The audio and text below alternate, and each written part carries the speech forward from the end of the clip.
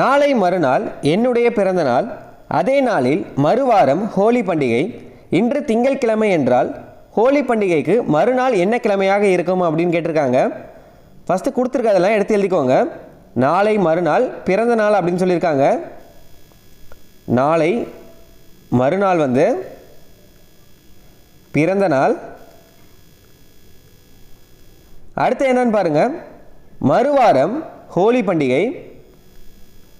மறுவாரம் ஹோலி பண்டிகை. இன்று என்னென்னா திங்கட்கிழமை அப்படின்னு சொல்லியிருக்காங்க. இன்றைக்கி திங்கட்கிழமை.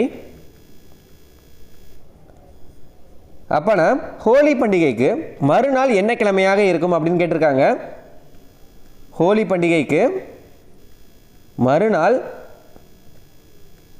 என்ன கிழமையாக இருக்கும் அப்படின்னு கேட்டிருக்காங்க. இன்றைக்கி என்ன சொல்லியிருக்காங்க? திங்கட்கிழமை அப்படின்னு சொல்லியிருக்காங்க. நாளை மறுநாள் பிறந்த நாள் அப்படின்னு சொல்லியிருக்காங்க. இன்றைக்கி திங்கட்கிழமைனா நாளைக்கு செவ்வாய்க்கிழமையாக இருக்கும், மறுநாள் புதன்கிழமையாக இருக்கும். அதாவது இன்றைக்கி திங்கட்கிழமைனா நாளை மறுநாள் என்ன கிழமையாக இருக்கும்னா புதன்கிழமையாக இருக்கும். பிறந்த நாள் எப்போனா புதன்கிழமை. அடுத்து என்ன சொல்லியிருக்காங்கன்னு பாருங்கள். மறுவாரம் ஹோலி பண்டிகை அப்படின்னு சொல்லியிருக்காங்க. அப்போ ஹோலி பண்டிகையும் புதன்கிழமையாக தான் இருக்கும். நான் வாரத்தில் 7 நாள் தான் இருக்குது. அடுத்த வாரம் என்னவாக இருக்கும்னா புதன்கிழமையாக தான் இருக்கும். பிறந்த நாள் புதன்கிழமை. அடுத்த வாரம் என்னவாக இருக்கும்? புதன்கிழமையாக தான் இருக்கும். அப்போ ஹோலி பண்டிகையும் புதன்கிழமையாக தான் இருக்கும். அடுத்து என்ன கேட்டிருக்காங்கன்னு பாருங்கள். ஹோலி பண்டிகைக்கு மறுநாள் என்ன அப்படின்னு கேட்டிருக்காங்க. அதாவது அடுத்த நாள் என்ன அப்படின்னு கேட்டிருக்காங்க. ஹோலி பண்டிகை புதன்கிழமைனா அடுத்த நாள் வியாழன். ஆன்சர் வியாழன். ஏயின் வயது பியை விட 2 ஆண்டுகள் அதிகம். பியின் வயது சியை விட 2 மடங்கு அதிகம். ஏபிசி ஆகியோரின் மொத்த வயது 32 எனில் பியின் வயது என்ன அப்படின்னு கேட்டிருக்காங்க. ஃபஸ்ட்டு கொடுத்துருக்கதை எடுத்து எழுதிக்கோங்க. ஏயின் வயது என்ன சொல்லியிருக்காங்க? ஏயின் வயது பியை விட 2 ஆண்டுகள் அதிகம் அப்படின்னு சொல்லியிருக்காங்க. 2 வயசு பெரியவங்க அப்படின்னு சொல்லியிருக்காங்க. அப்போ கூட்டிக்கோங்க, B+2. அடுத்து என்னன்னு பாருங்கள். பியின் வயது என்ன சொல்லியிருக்காங்க? சியை விட 2 மடங்கு அதிகம் அப்படின்னு சொல்லியிருக்காங்க. 2 மடங்கு அதிகம் அப்படின்னு சொல்லியிருக்காங்க. அப்போ 2ஆல் பெருக்கிக்கணும். அடுத்து என்ன சொல்லியிருக்காங்கன்னு பாருங்கள். ஏபிசி ஆகியோரின் மொத்த வயது 32 அப்படின்னு சொல்லியிருக்காங்க. இந்த 3 பேர்த்தோட மொத்த வயது என்ன சொல்லியிருக்காங்க? 32 அப்படின்னு சொல்லியிருக்காங்க. அப்போனா பியின் வயது என்ன அப்படின்னு கேட்டிருக்காங்க. இதில் பாருங்கள், ஏவோடது கொடுத்துட்டாங்க, பியோடது கொடுத்துட்டாங்க, சிக்கு மட்டும் கொடுக்கல. இதை நம்மளே கண்டுபிடிச்சிக்கலாம். B = 2C அப்படின்றது கொடுத்துருக்காங்க. இதை வச்சு எப்படி கண்டுபிடிக்கிறதுனா B = 2C. இந்த சியை மட்டும் இந்த சைடு வச்சுட்டு 2 பெருக்கல்ல இருக்குது. இந்த ஈக்குவல்ட்டுக்கு இங்கிட்டு பேருச்சுன்னா வகுத்தலாம் மாறிடும். இப்போ B/2. இப்போ A நமக்கு தெரியுது, B தெரியுது, சியும் நமக்கு தெரியுது. இந்த A + B + C = 32. இதில் அப்ளை பண்ணலாம். ஏக்கு பதிலாக B+2 அப்ளை பண்ணுங்கள். ப்ளஸ் B தான் நம்ம கண்டுபிடிக்கணும், அதனால் எதுவும் நீங்கள் அப்ளை பண்ண வேணாம். B அப்படியே வச்சுக்கோங்க. ப்ளஸ் சிக்கு பதிலாக B/2 அப்ளை பண்ணுங்கள். = 32. அடுத்தது B எல்லாம் கூட்டிக்கோங்க. 1 2. இதை கூட்டக்கூடாது.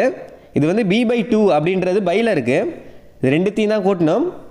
இங்கே ஒரு B இருக்குது, இங்கே ஒரு B இருக்குது. 2B plus B/2 = 32. இந்த 2 ஈக்குவல்ட்டுக்கு அங்கிட்டு போயிருச்சுன்னா -2 மாறிடும். இப்போ குறுக்கு பெருக்கல் பண்ணிக்கோங்க. இந்த 2ஆல் பெருக்கிக்கோங்க. 2 4, 4B ப்ளஸ் B/2 = 32. 2 போயிருச்சுன்னா 30. 4Bயும் Bயும் கூட்டினீங்கன்னா 5Bயாக மாறும்.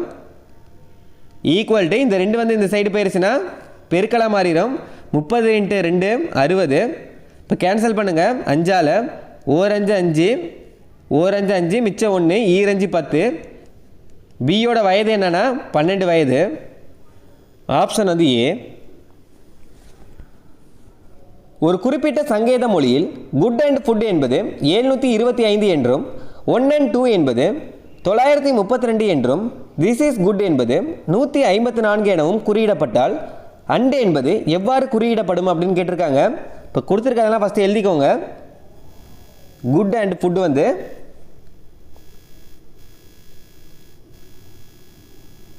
725. அடுத்து என்ன சொல்லியிருக்காங்கன்னு பாருங்கள், 1 and 2 வந்து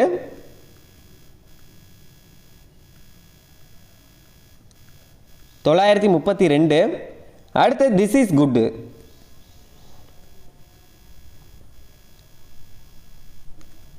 154 அப்படின்னு சொல்லியிருக்காங்க. அப்போ அண்டுனா என்ன அப்படின்னு கேட்டிருக்காங்க. இப்போ இந்த வேர்டில் வந்து ரிப்பீட்டடாக எங்கெல்லாம் வருது அப்படின்னு பாருங்கள். இங்கே குட்டு வருது, இங்கேயும் குட்டு வருது. அதே மாதிரியே இந்த 2 நம்பருக்கு மட்டும் பொதுவாக எங்கே இருக்குதுன்னு பாருங்கள். 725 இருக்குது, இதில் 154 இருக்குது. இப்போ குட்டுக்கான மதிப்பு வந்து 5 தான்.